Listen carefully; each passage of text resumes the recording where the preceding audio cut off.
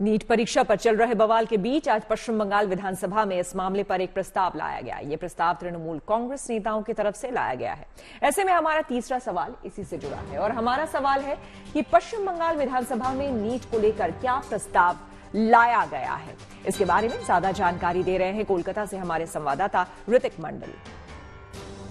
NEET परीक्षा में हुए घोटाले को लेकर पश्चिम बंगाल विधानसभा में मंगलवार नेशनल टेस्टिंग एजेंसी यानी एनटीए के खिलाफ एक रेजोल्यूशन प्रस्ताव लाया गया, जिसके बारे में चर्चा बुधवार विधानसभा के अंदर में होना है। दरअसल ये प्रस्ताव तृणमूल कांग्रेस सत्तारूढ़ पार्टी बंगाल के उनके तरफ से लाया गया है। बंगाल सरकार के कई सारे मंत्रियों ने विधानसभा के अंदर इस तरीके से जो है एक एनटीए के खिलाफ ये रेजोल्यूशन प्रस्ताव बाकायदा उन्होंने लाया है। उनका कहना है कि जिस तरीके से इस तरीके से जो परीक्षा हुए हैं यानी एनटीए द्वारा यानी नेशनल टेस्टिंग एजेंसी द्वारा की गई तमाम जितने भी पूरे देश भर में जो एलिजिबिलिटी टेस्ट है उसको उसमें जो है उसका जो फ्री एंड फेयर जो परीक्षा है उसको करवाने में ये एजेंसी वो असक्षम है और जिसके चलते बंगाल सरकार की तरफ से उनका कहना है कि वो चाहते हैं कि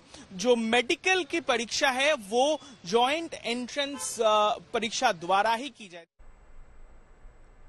सीबीआई ने इस मामले में आपको बता दें अब तक कई लोगों को गिरफ्तार किया है, जिसमें एम्स और रिम्स के एमबीबीएस छात्र भी शामिल हैं। उनसे पूछताछ चल रही है, लेकिन सीबीआई के हाथों अभी तक गिरफ्तार नहीं हुआ है पेपर लीक का किंग पिन यानी कि संजीव मुखिया।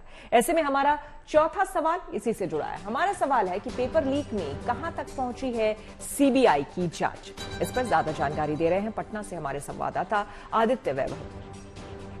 नीट पेपर लीक मामले में सीबीआई की तफ्तीश जारी है और सबसे बड़ी बात यह कि सीबीआई के जो अफसर है वो लगातार कड़ियों को जोड़ने में लगे हुए हैं। सबसे बड़ी बात आपको ये बताएं कि ये जो तफ्तीश है आर्थिक अपराध इकाई ने सीबीआई से पहले की थी और सबसे पहले इस तफ्तीश को शास्त्री नगर पुलिस पटना ने शुरू किया था। आपको बताएं कि ये पटना पुलिस ही थी जिसने पहली अरेस्ट की थी और जिसने पहली बार ये बात सामने आई थी कि साफ तौर पर इस क्वेश्चन पेपर को लीक किया गया है और उसके बाद से सेफ हाउसेज में ले जाकर सॉल्व्ड आंसर्स के साथ दिया गया है। सबसे बड़ी बात आपको यह बताएं कि सीबीआई की तफ्तीश अब तक कुल 3 बिंदुओं पर चल रही है। पहला बिंदु यह है कि आखिर कौन है वो लोग जिन्होंने कैंडिडेट्स को और उनके पेरेंट्स को अप्रोच किया। दूसरा बिंदु है कि आखिर कौन है वो लोग जिन्होंने क्वेश्चन पेपर लीक किया और कहां से किया। और तीसरा बिंदु है कि आखिर कौन है वो लोग जिन्होंने इस प्रश्न पत्र को सॉल्व किया। तो सबसे बड़ी बात यह कि अब तीनों कड़ियां जुड़ती हुई दिख रही हैं, लेकिन सबसे बड़ा सवाल यही है कि जो किंग पिन संजीव मुखिया बनकर सामने आया था वो अब तक फरार है और सीबीआई के शिकंजे अब तक उस तक नहीं पहुंच पाए।